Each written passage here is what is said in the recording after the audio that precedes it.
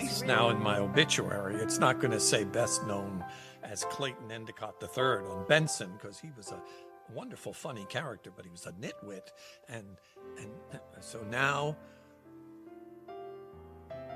what can I say?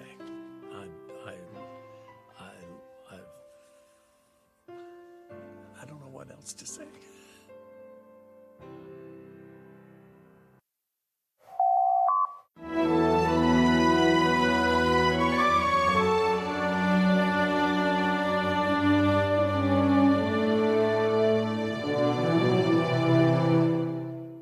Channel open. Welcome back to Weekly Trek, a proud member of the Tricorder Transmissions podcast network.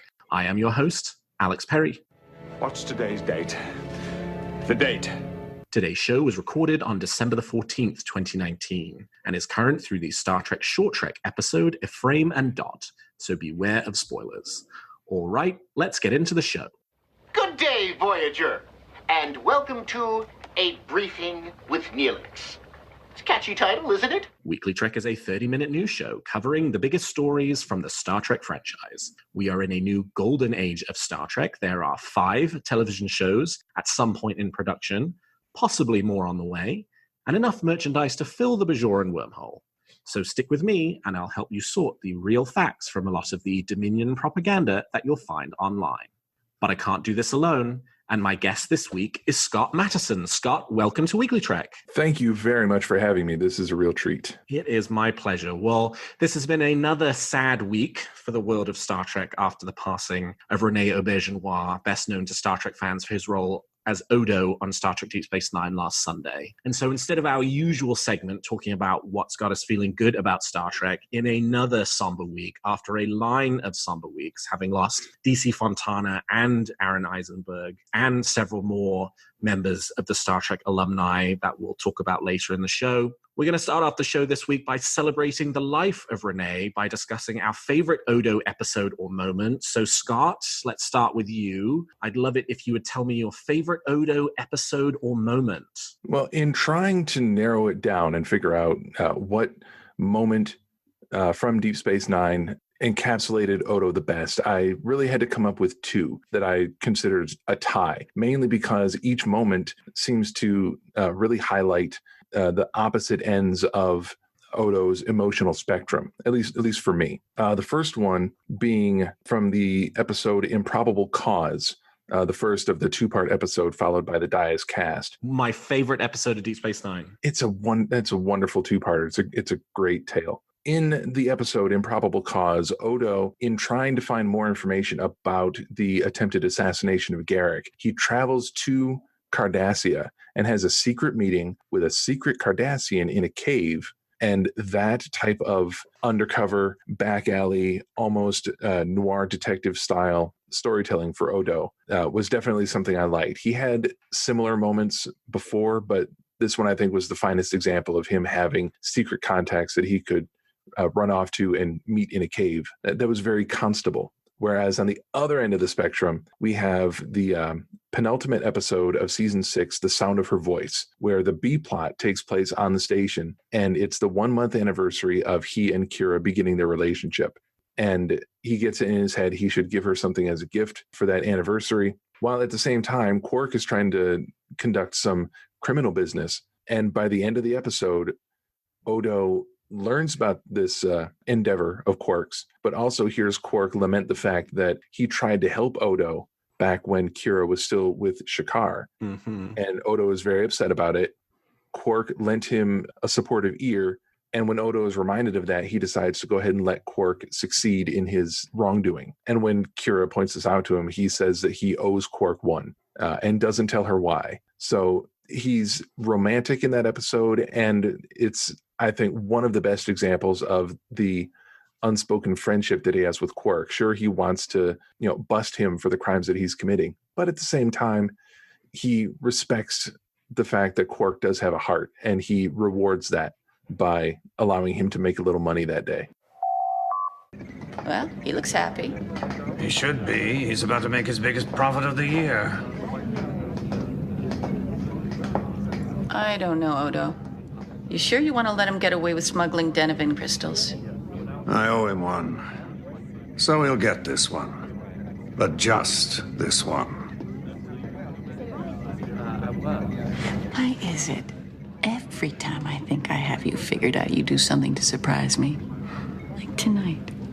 Where did you get the idea to celebrate our 1-month anniversary in Paris?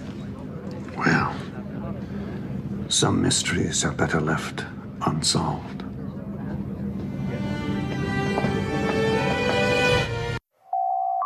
I love both of these choices. As I said, Improbable Cause is probably my favorite episode of Deep Space Nine. That two-parter is definitely my favorite two-parter of the whole series. And that's a great moment in that episode where, you know, you sort of are seeing the character doing his job, right? And doing it very well. I love those scenes whenever Odo was interacting with Cardassians and sort of showing us a bit of his past before the Federation took over ownership of Deep Space Nine and the work that he did with the Cardassians. That's always very good. And then, of course, the Quark-Odo relationship is just such a great one that is so meaningful for the whole series and is probably one of the, I mean, there are so many great relationships in Deep Space Nine, but the Odo-Quark relationship is definitely, I think, one of the best. Mm-hmm. And most people would cite the two of them stranded on the side of a mountain as the best example of the Odo-Quark relationship in much the same way that people cite Shuttlepod 1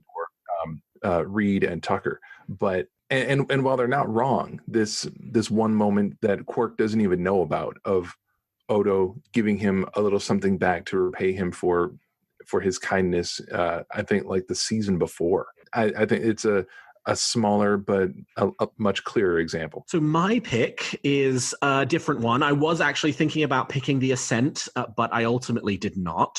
So my pick is the episode Treachery, Faith, and the Great River, which is the episode in which Odo is dispatched to pick up a Dominion defector, and it turns out it's a faulty clone of Weyoun who has a conscience, and they try to escape Cardassian space but are not successful, and ultimately Weyoun sacrifices himself so that Odo can get free. The whole episode has so many great moments in it between Odo and Weyoun. You know, we've talked a bit about Odo as Constable. We've talked about Odo's kind of personal relationships. One of the other things I think was really interesting for the character, and Rene plays these scenes so well, is his extreme ambivalence about being a founder and the founder's position in the Dominion. You know, obviously he has this really strong affinity for his people. It guides a lot of what he does, but at the same time, he's never comfortable with the way they've set themselves up as being gods to the Vorta and the Jem'Hadar. And so in this episode, you really see him kind of have to grapple with that. And that final scene where Weyoun is killing himself, basically, he's committing suicide, and he's asking Odo for his blessing. And Odo kind of desperately doesn't want to give it because he knows he's not a god. He knows he's not in a position to provide that, but ultimately does as a way of having a connection with Weyoun and providing him with some comfort in his final moments. The whole episode is great. It is a one that appears a lot on Trek Ranks, and for good reasons. It's a really, really fabulous episode.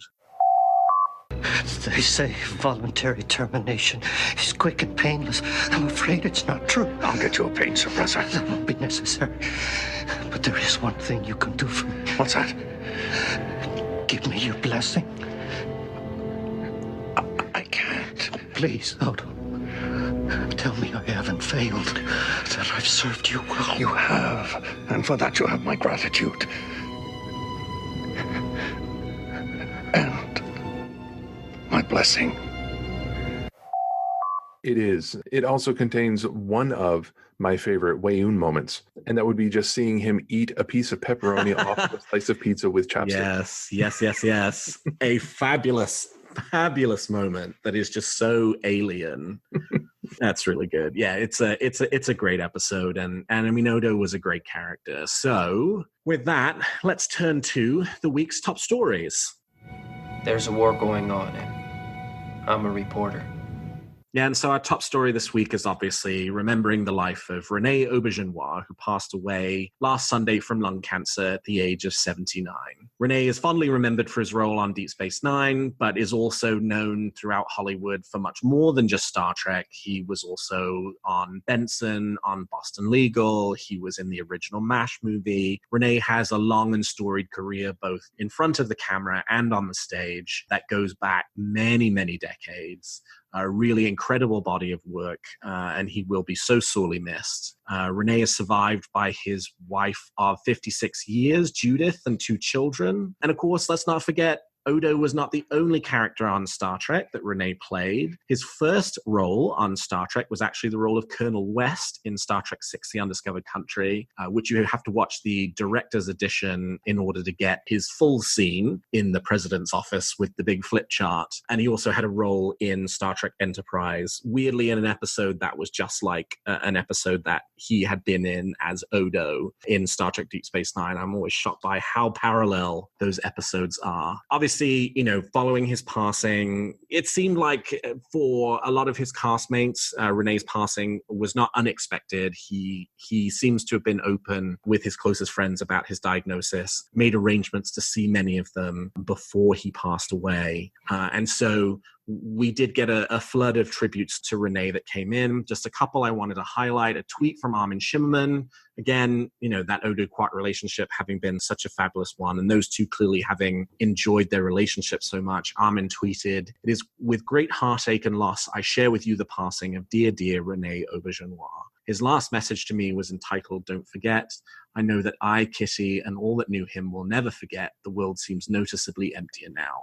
I loved him.'" And the other one I wanted to point out was Nana Visitor, who probably, in addition to Armin, spent the most screen time with Rene over the course of Deep Space Nine, wrote a lovely tribute to him in Vanity Fair, which I recommend you seek out and read the whole thing. But I just wanted to pull out one brief quote. "Rene had many, many friends, and I know we will all miss so much now. We will miss his mastery of being in front of an audience and entertaining them, his deep empathy for when a child goes astray, his passion for a perfect pastry that made only that pastry exist in that moment. We will miss his enormous talent for being human and the way he could tell stories about that experience." Rene's passing leaves another gaping hole in the lives of Star Trek fans around the world. He will be missed, but forever remembered for the joy he brought us and continues to bring us as his work lives on. Scott, this has been a pretty sad week for most fans. How you feeling about everything that's been going on? It's definitely a bit of a punch in the stomach. I had not seen the articles or the announcements about his passing right away. It was a fellow Star Trek fan that I often communicate with on Twitter who sent me a direct message, and it was cryptic and it was non-specific, but it did name either Odo or Rene. I can't remember what the initial message was, but I read it, and the first thought that I had was, oh God, is someone just saying that Rene Auberjonois has died? So I immediately did a Google search, and sure enough, there it was. And this is obviously the highest profile cast member that we've lost so far. I mean, Aaron was a recurring character and part of the supporting cast, but this is one of the main cast members gone from Deep Space Nine. And, we still have most of the previous series cast, Next Generation, still around. So it makes us worry. It's a reminder of mortality, basically. And it's not going to be, we're going to lose everyone from TOS and then we'll start losing TNG and then we'll start losing DS9. Nope. Anyone can be taken from us, not just from the pop culture that we love, but from the families that we're a part of. And these losses can mean so many things, so many different things for different people. Now, my entire family, my brother, my parents, we're all fans of Star Trek. But this news made me immediately send a text message to my parents and let them know, because, as you mentioned, he played Father Mulcahy in the original film MASH, directed by Robert Altman. And that movie was my parents' first date.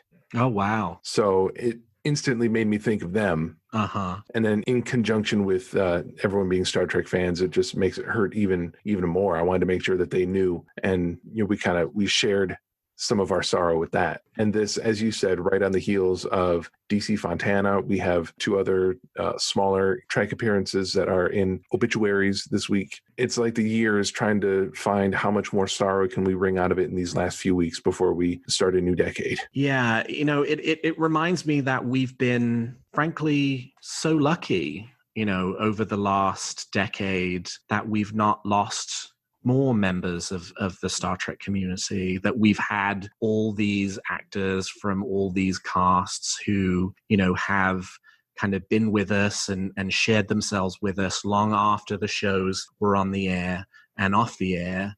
And now, we unfortunately are starting to lose them. It's, it's very, very sad. But at the same time, it's amazing that we've had the opportunity to interact with these actors for as long as we've had. Rene and Aaron were both staples on the convention circuit. And so I had several opportunities to meet both of them. I met Rene 2 or 3 times. He was always, such a nice person to meet at conventions. You could always tell that he was a little bit ornery. He could be a little bit, grouchy. I mean, he definitely sort of had that similarity with his character from the show. But at the same time, he was never kind of mean or cold with the fans. He was always very professional, very friendly, would have a quick word with you, would give you that sort of meaningful connection that you were looking for. I never found him, despite as much as he did seem to have a gruff exterior, he never was gruff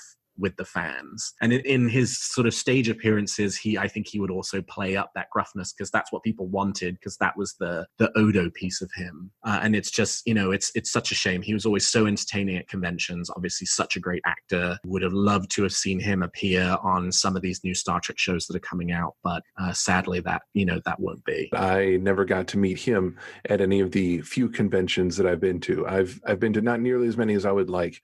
Rene was always on the list of performers that I would want to meet at some point, and that is, of course, an opportunity lost, and that is unfortunate. And it gives us a bright side, which is it serves as a reminder for the opportunities that we have at conventions to meet any of these other performers that we've been watching and following for so long, to seize that opportunity when you have it and to cherish it as much as possible, because there will, for all fans, there are going to be performers that you will not get your chance to meet for one reason or another, and you will regret it. So grab them when you can and appreciate them. So our thoughts and prayers go out to Rene's wife, Judith, and the rest of his family, his Deep Space Nine co-stars, and everybody who fondly remembers him after his passing. That is not the only news we have this week. We have a few other news stories to talk about. A little information on Star Trek Picard. Interestingly, a little bit of a reshuffle in the leadership of the show in advance of an expected season 2. So Michael Chabon, who is the showrunner for Star Trek Picard season 1, has just signed a multi-year production deal with CBS along with his wife, Ayelet Waldman. And their first project under the new deal will be an adaptation of Chabon's Pulitzer Prize-winning novel, The Amazing Adventures of Cavalier and Clay. Now, while it's very exciting that he will get the opportunity to adapt his prize-winning novel into a TV show, it does mean, though, that Chabon will not be showrunning the second season of Star Trek Picard after the series goes into production. So we've sort of known for a while now, it's more or less an open secret that Picard is going to get a second season. Alex Kurtzman talked about this a few months ago, that it seemed like, this was something that was sort of in the cards and was going to happen. But it seems like Chabon is not going to be the showrunner, though he will remain creatively involved in the series as an executive producer. He will remain the showrunner until his show goes into production, but I think it's probably likely that happens before production for season 2 of Picard really ramps up. So it's a shame. Chabon clearly is a very talented writer, clearly has a massive passion for Picard and for Star Trek Picard. And so,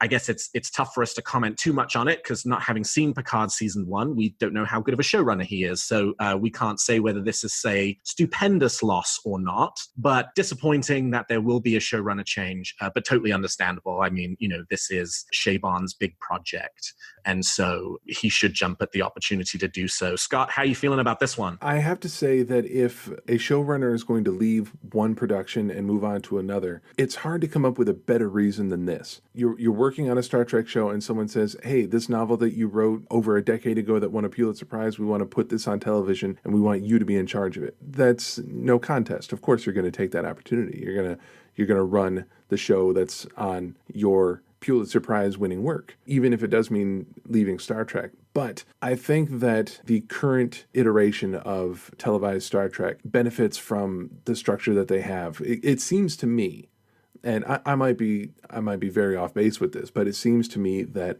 the way New Trek is being run is not that dissimilar from the Marvel Cinematic Universe, in that with the MCU, you have a showrunner for each individual movie in the form of a director or a writer and director team.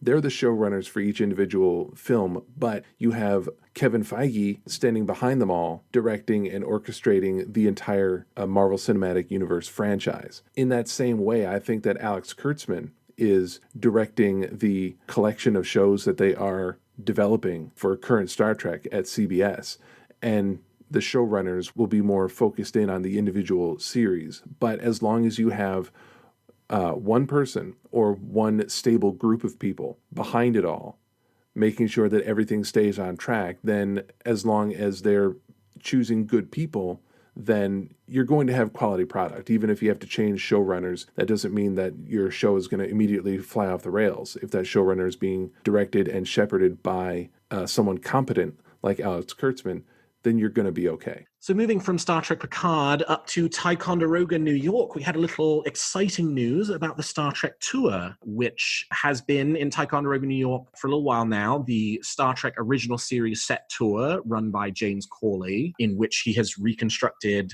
the sets of the original Star Trek to every exacting specification. It seems like the tour is preparing to expand. So there was a story this week in the Post-Star, which is an upstate New York newspaper, which reports that James Corley is in the process of purchasing the building next door to the Star Trek tour. What will it house, you ask? Well, Corley has talked for a couple of years about how he has had a real interest in expanding the tour to include construction for the sets of Star Trek The Next Generation, and it seems like those plans have moved one step closer to fruition with the purchase of this building. So the building that he's purchasing used to be a J.J. Newberry department store, and so it's multiple levels, which means that it does provide the opportunity to construct the multiple level engineering set, which the Next Generation had. The existing facility that James has, the original series sets basically take up almost all of the floor space, so he does need a new facility in order to do it. Though if you are planning your trip up to Ticonderoga, New York, specifically to see the sets of the Next Generation, I would recommend you hold off for a while. It does sound like the building that James has purchased does require potentially quite a significant amount of structural work even before set construction can begin. So I would anticipate this is a multi-year project and not to be expecting the bridge of the Next Generation to be finished and open for visiting anytime soon. But this, for me, is extremely, extremely exciting. Star Trek The Next Generation was my first Star Trek, in the same way that there are folks who visiting the original series sets puts them into sort of a messianic state. That will be me for the sets of The Next Generation. The original series Star Trek tour is amazing. I highly recommend everybody visit it. There's nowhere else you can go where you will feel like you are on Federation Starship. This is one of them. And the idea that they will be adding the TNG sets as well is so exciting. Scott, how you feeling? I will break down in tears when I set foot in that set. One of these days, once it's constructed, I will get myself up there, and I know I will fall apart in every room. It happened when I went to Spring Green, Wisconsin to visit the House on the Rock, which it does not have a Star Trek connection, but it is a location in my favorite book, Neil Gaiman's American Gods. A very important scene in the book takes place in that location, and when I found out it was real, I decided I had to go see it. So a couple years go by, and I finally arrange it. I go with some friends, and I get into the room that we see in the book, and just being able to see the pages of that book that I love so much come to life right in front of my eyes, I definitely shed several tears in that room. And with Star Trek, this is the same thing, just multiplied by a factor of 50. So if I can physically put myself inside a TNG set, then I really don't know exactly what the reaction is going to be, but it is going to be a strong one, to be sure. TNG was not my first Star Trek. I was exposed to TOS when I was very young, but the entire family watched TNG when it premiered, and I was 8 years old. And we would all watch every episode as it came out. So TNG became my first beginning to end Trek.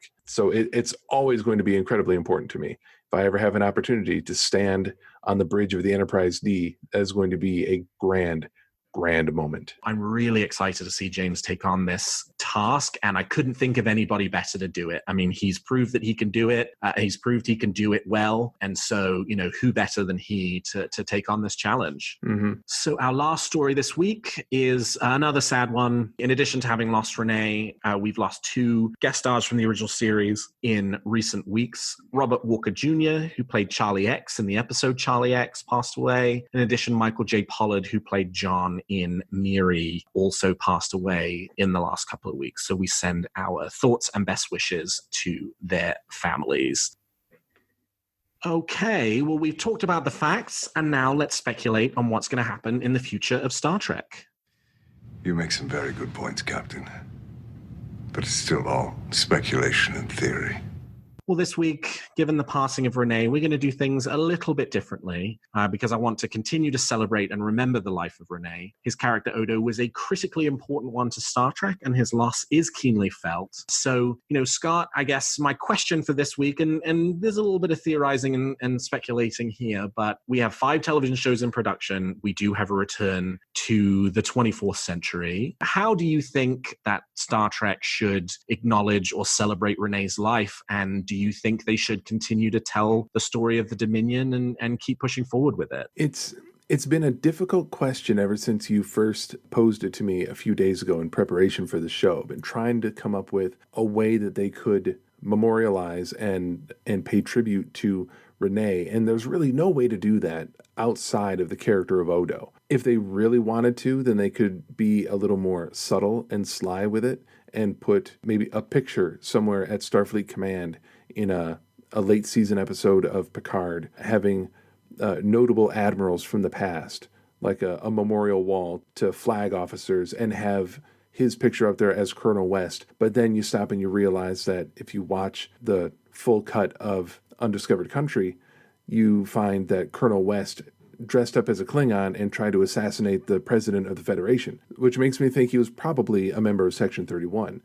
So maybe they could mention Colonel West in an episode of the Section 31 series when they make it, but he wouldn't really belong in a memorial of notable flag officers for that. So it has to be Odo somehow. That's going to be a tough one. It's going to be hard to work that in somehow without making it seem forced, like they're going out of their way to pay tribute. And if it's too obvious, if it's too contrived or ham-fisted, then it's going to take away from the impact and the sincerity of it. If they find a way organically to work the Dominion or the Founders into any Star Trek story, whether it's Picard or whether it's Discovery after they've jumped to the future, if changelings are brought up in any way, if they were to factor in something that indicates that Odo, after returning to the Great Link, instead of routinely rising from the Great Link and taking his humanoid, quote-unquote, solid shape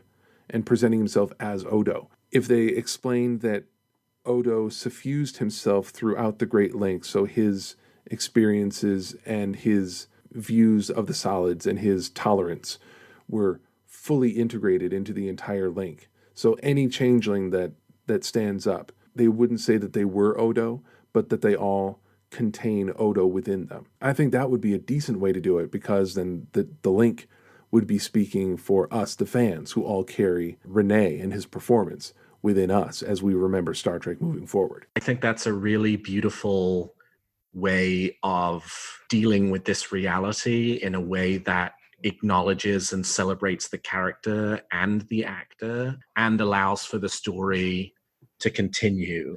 I mean, I think I definitely agree that I think I'd really like to see an explanation that Odo's mission ended successfully. That like he was able to bring some measure of the ideals of the Federation to the Dominion and that they have sort of changed their ways as a result. And obviously, I don't think they should ever recast the role or have somebody else play Odo. Rene Auberjonois is Odo. He's the only person who could play that role. And even though Odo is a shapeshifter, so you could easily have him played by another actor, sort of claiming he is Odo, it just wouldn't work. It wouldn't feel right. But I really like that idea that you threw out, and I think that would be the perfect kind of solution to being able to continue exploring Gamma Quadrant stories and ideas if that's something that these shows decide they want to do. They would just have to be careful. They have to wait for their moment. That's the only thing that they would need to be careful of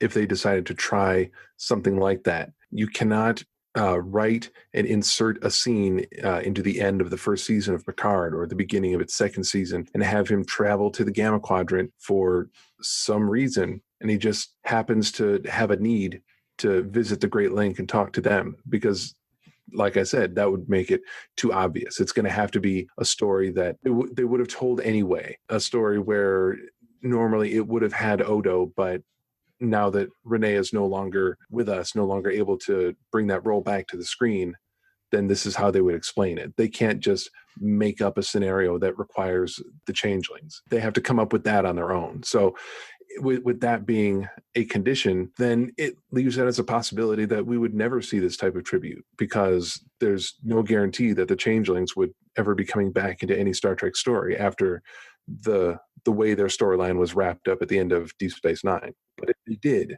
then they could do that. Yeah, it really does sort of require them to make that decision to want to move in that direction. But, I don't think there's any reason why they necessarily shouldn't or wouldn't, right? I mean, it's really, it's exciting that the sky's the limit really on what happens in new Star Trek. It's just such a shame that Rene won't be a part of it. Do you have a theory or wish for Discovery, Picard, or the future of the franchise that you'd like to share? Tweet them to me at WeeklyTrek, and I might feature your theory in a future episode. Well, that's all the time we've got for this episode of Weekly Trek. Thank you so much to my guest, Scott Matteson, for joining me today. Scott, how can people contact you if they want to continue the conversation? Well, most people, if they want to discuss Star Trek, can reach out to me on Twitter. You can find me at Fleet Admiral UFP. That's Fleet Admiral, United Federation of Planets. And in addition to Trek Conversation that I hold on my personal Twitter account, I also have a separate account for my graphic art and design freelance business. You can find that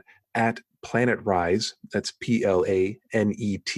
RISE stands for Planet Rise Creative, which is also my website, planetrisecreative.com. I'm currently in the middle of 2 Star Trek themed art projects. One is a weekly post where I share comm badges, DS9 style comm badges, each modeled after a different division that you never knew existed, but now you cannot live without. For example, the Starfleet Civil Liberties Division, the Starfleet... Oh, that's great. The Starfleet Caffeine Division. Temporal Division. Currently, for the month of December, I'm going through the Oversight branch, where we have Alpha Quadrant Oversight, Beta Quadrant Oversight, and then coming up next week, well, you can take a guess as to what the next badge is going to be. Lots of different badges are all able to be seen on my Twitter account or on the Planet Rise Creative website. And for the month of December also, this is a project that I am pretty excited about, and anyone who wants to go take a look, I would welcome anyone and everyone to come and have a peek at the 2019 Star Trek Advent Calendar, where every day I release what is essentially an album cover for a 2-part or feature-length Star Trek episode.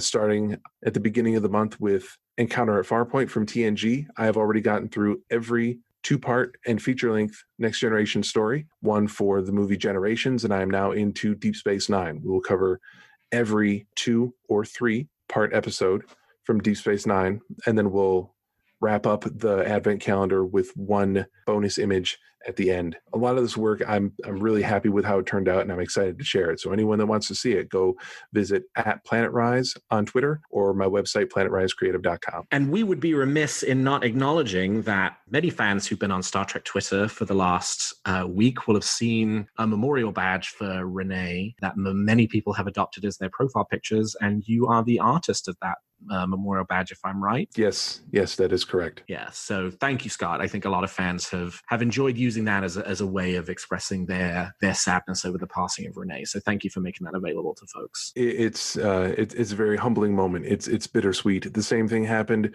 with the passing of Aaron Eisenberg. I made a similar badge for him. And to go on Twitter and to look in my notifications and to look at the Twitter timeline and see that badge that I made showing up next to so many people's names as I'm scrolling through, it allowed me to feel like I had contributed to Star Trek and the fandom more than I had in any way before.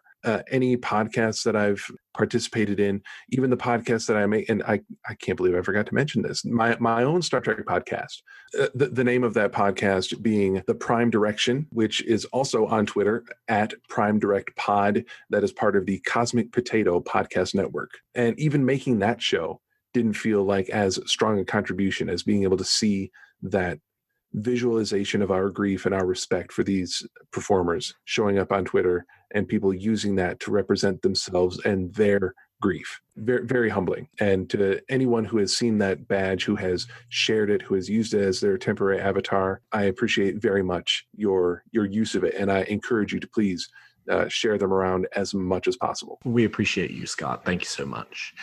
And you can find this show on Twitter @WeeklyTrek and me @Alexander T. Perry. And if you enjoy the show, please consider leaving us a 5-star review on your podcast player of choice. And please check out some of the other great shows on the Tricorder Transmissions. And if you like our shows, please also consider becoming a Patreon of Tricorder, which you can find at patreon.com/the Tricorder Transmissions. And lastly, if you're looking for Star Trek news on the internet, I hope you will turn to trekcore.com. Well, thank you, Scott. Thank you to all of my listeners. And until next week, live long and prosper.